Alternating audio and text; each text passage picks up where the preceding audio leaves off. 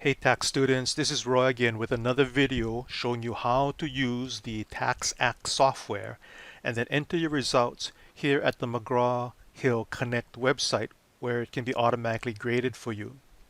So let's take a look at McGraw-Hill Connect, and one of the assignments, or the one I want to demonstrate, is this one right here for the Hernandez tax return. So let me open it up. Here you can see the due date and that you'll have 2 attempts to submit your return. After the first attempt, you'll be able to see which of your amounts and labels that you've entered are correct and which ones are wrong. And then on your second attempt, you can correct those items. Okay, so let's take a look at the problem. This same problem, the Dora and Jose Hernandez return, is at the end of chapter 2. Problem number 1, tax return, problem number 1 in chapter 2. So if you look at your chapter 2 here on page 237, you'll see the same information, okay, that's duplicated here in Connect. So we have the Hernandez couple filing a joint return. We're given their ages, but also more important that what we'll enter is their birth dates into the tax software. We're given their address. That should be also duplicated on the W-2 forms. Well, here is information from the W-2, information from a 1099 interest form. But if you want to see the real source documents we work with, then let's go back here to our Laulima homepage. And here's a link to McGraw-Hill, something called Online Learning Center, where you have the option of downloading the source documents for those problems at the end of each chapter. In our case, it's chapter 2. I've already downloaded them. So for example, here is the W-2 form for Jose, and then one for Dora, and the 1099 form for from Citibank. Okay, so instead of just working with the narrative information here, sometimes it's easier to work with the source documents because that's what you're duplicating when you enter amounts into the TaxACT software. So once you finish preparing the return, then you'll eventually come back to this screen here where you would enter your amounts, your labels here in these blanks, making sure it's exactly the same spelling, the same punctuation as it's given to us up here in this area, including things like the social security number with the hyphens between the set of digits here, including, let's say, their address. When you fill in the city and the state, you notice the comma separating that, yeah, comma and space. Okay, so let's try the TaxACT software first. Here on my desktop, I have the icon to launch it, and we'll see this commercial trying to sell us the state version. We'll package with our textbook is just the federal version. So I'm not preparing the state. I don't want to pay any extra here for my homework assignments. So let's just continue. And what you're looking at is this Q&A mode where you can enter information into the TaxACT software by going through this interview process by clicking on continue and answering questions here on the screen. But our textbook leads us through a tax return by using this forms method, where you can enter amounts straight into the forms, or possibly indirectly through source documents like the W-2 forms, like 1099 forms, and then it will feed into the applicable forms that have to be filed. In our case here, what's being selected, let's see if I can click on this here, is this 1040 form that you see off to the side. And I can get rid of this tree listing here just by clicking on this X button. So let me go ahead and start filling in the information here for our taxpayers. So we have Jose. Using the tab key moves you to the next field, Hernandez. and then again the Social Security number. Notice the hyphens come in here automatically in the software, but you gotta type in those hyphens, those dashes, when you re-enter these amounts in the Connect website. So the spouse is Dora, and her social security number is given to us. Again, you can confirm this by looking at the W-2 forms for each of them. And then the home address, exactly as what's given to us in the problem. Atlanta. And here in the software, I just tap the letter G for the state and zip code. And then let's see, let me go back and look at that wording again. At the very end here, it says both Jose and Dora want to contribute to the presidential election campaign. So that's these two check boxes here. Okay, so make sure you check them off, otherwise it's not going to be correct. So I now have to choose the filing status, and generally most married couples will file jointly, and that's a default here, versus let's say separate, jointly.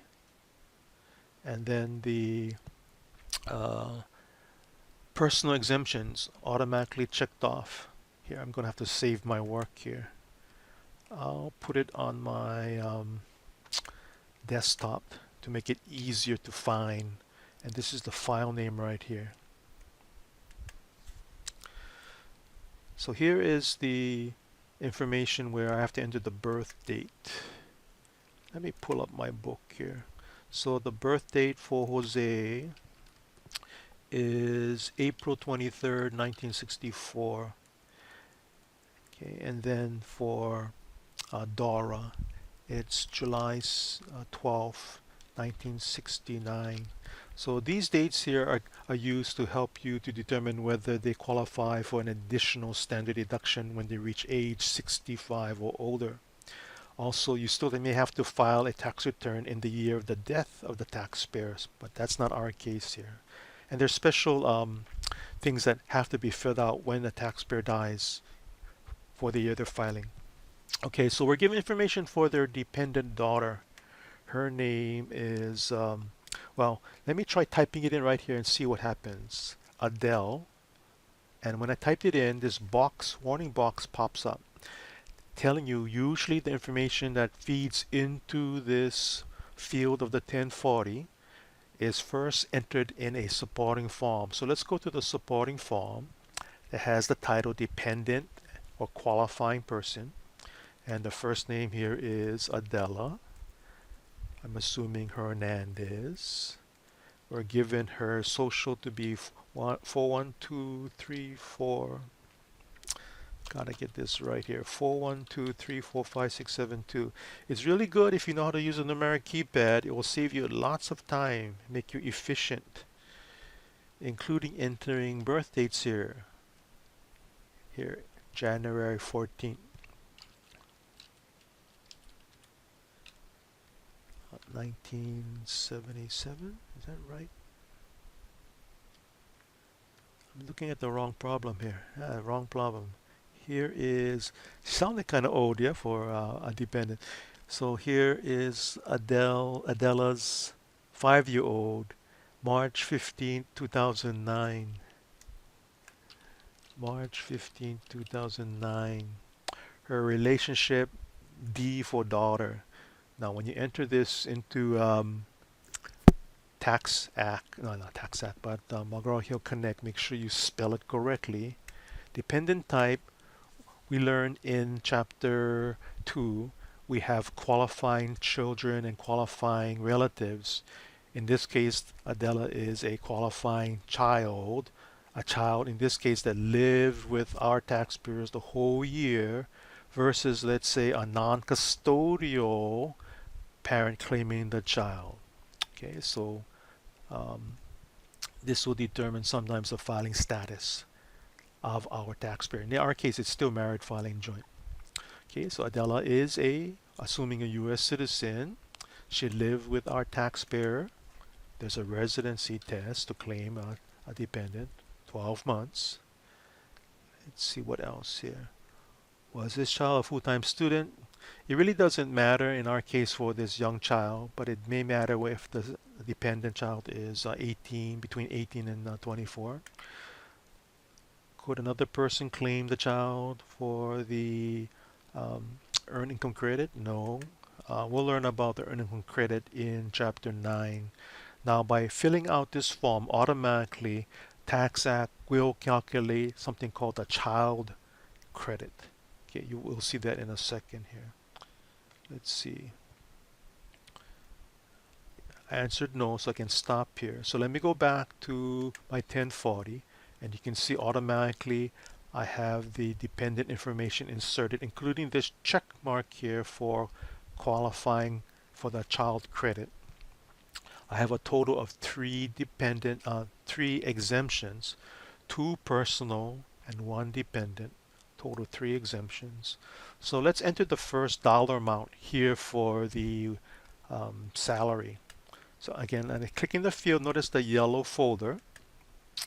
I can go to a form that feeds into that line here by adding information from a W-2.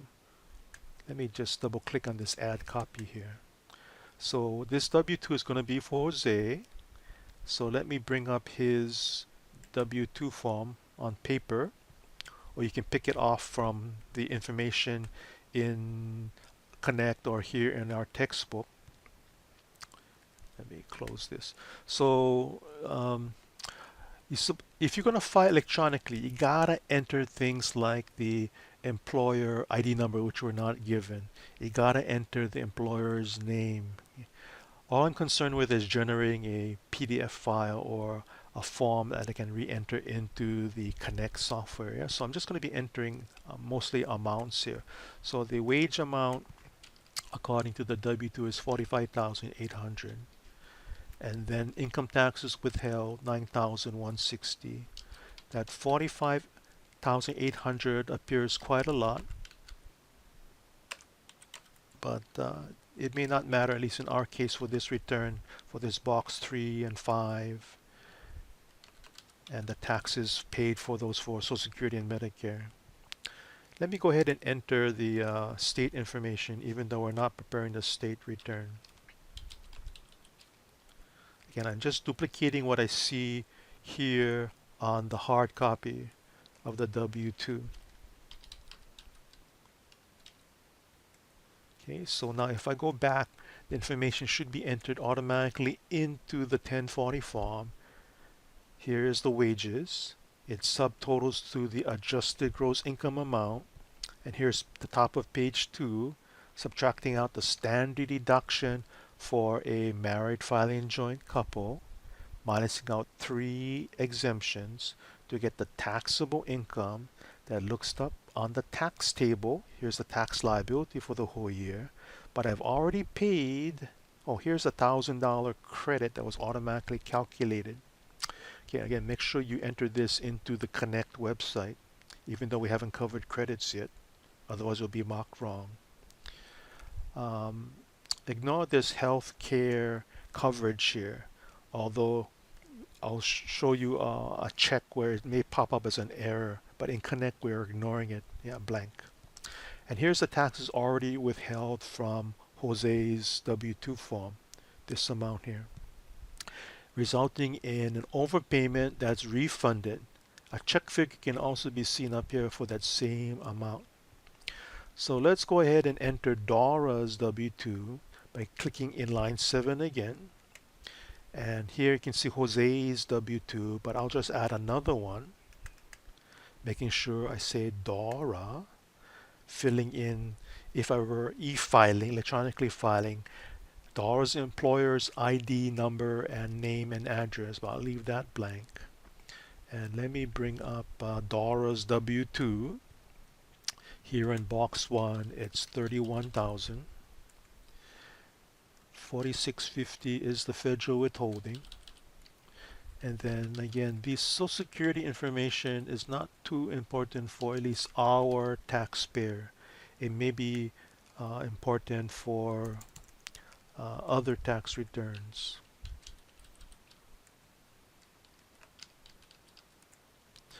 So again, if I go back to the 1040 form, here is the total of the two W-2 wages.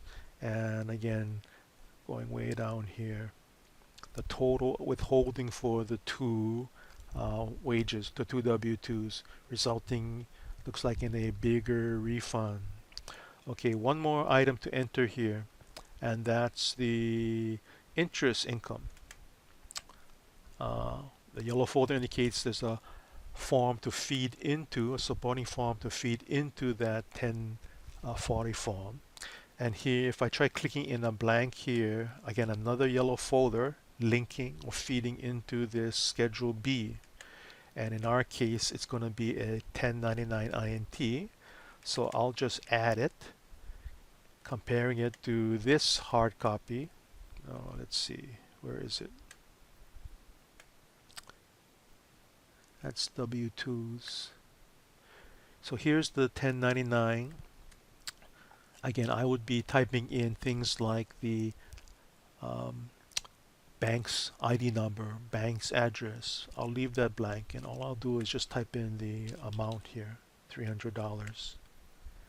I think that's enough to make it feed into the Schedule B. And if I typed in the name, it would appear over here. Now this Schedule B won't even be used because the total interest or the total dividends on this Schedule B is under 1,500.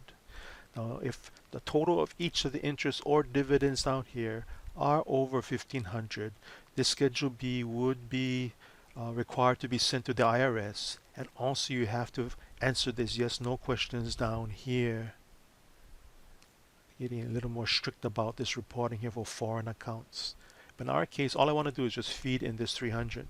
So now that'll go back into the 1040 form, line 8, retotal up the income, retotal up the taxable income, figure out the new tax, minusing out from the 1,000 credit and the amounts already withheld to result in a updated refund, 7,786. Now again, in real life, you should be filling in other things like the taxpayer's occupation, and then documenting everything with a hard copy. But let me go ahead and just generate a hard copy here. Oh, let's first transfer all this information from a 1040 form to a 1040A, because that's what we're going to be entering into the Connect website. So let's see, forms, and then here 1040A, just double click on it.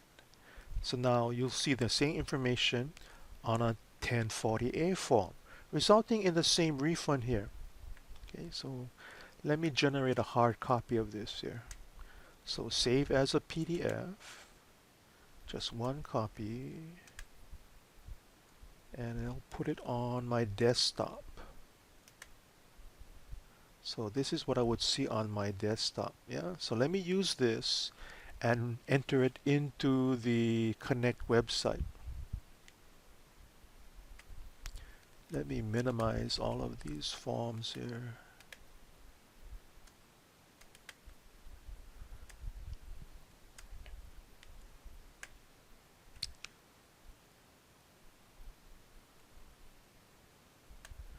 Okay, so here's my Connect website. So let me type in Jose Hernandez. Make sure you spell it correctly.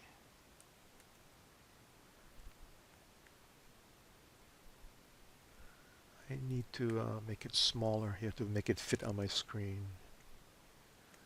Kind of small.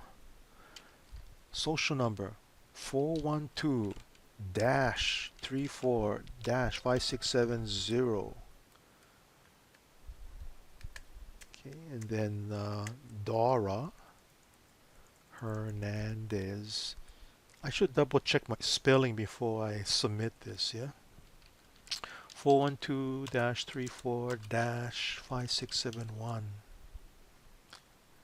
Address 32010 Lake street.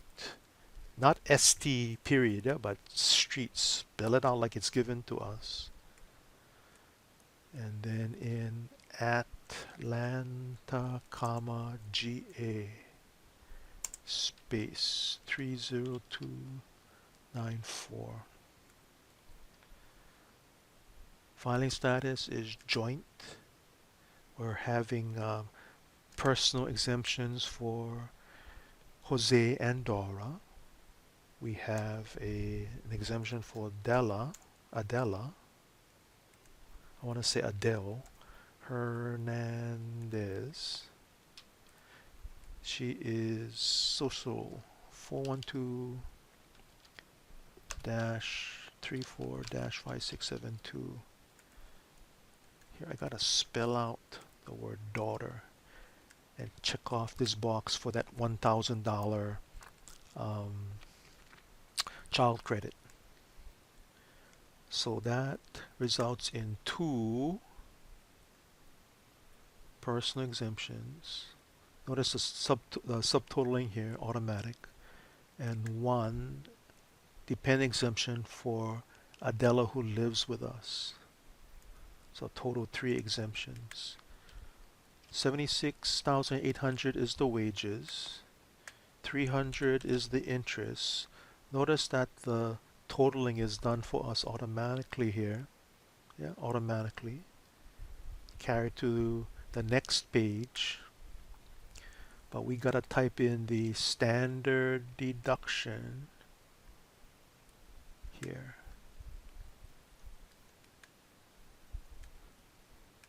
Of 12,400, and then exemptions totaling 11,850. In line 28 is the tax that TaxACT had calculated for us. So you got to look up on the tax table. This number has to be looked up in the tax table if you're doing it manually.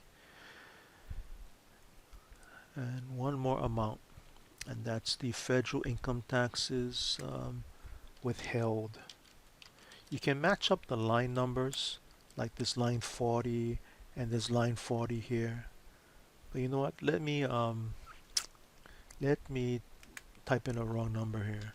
I'll say 14,000. The overpayment and refund are automatically calculated for us, yeah? So if I want to continue later on, I'll just save and exit here, and I can come back in and not use one of my 2 attempts. But let me go ahead and use one of my 2 attempts by clicking the submit button. And I double checking, you really want to do that? Yeah, okay, submit. So here is my results. Green is nice. Green check marks are good. Uh-oh. Didn't I check it off here? No, I checked it off here, yeah? I checked it off on my TaxACT. Look at that. I forgot to do it here. Is that 1 or 2 mistakes? Oh, it's 2 mistakes here. Yeah. So with my second attempt, I would go in and then make sure I enter those 2 check marks. Green is good. Green is good.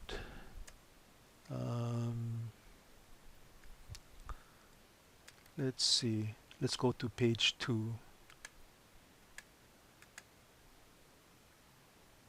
Page 2 here. And here I entered the wrong amount, where the subtotal down here is also wrong because of this wrong amount. But notice there's no red X, so this is not counted wrong. Yeah, it just shows you a number preceding that is incorrect. So I would go ahead and make those corrections using up my second attempt. Okay, let me stop here. This is Roy again with a video showing you how to use the TaxACT software and then re-entering your amounts here in the Connect Accounting site.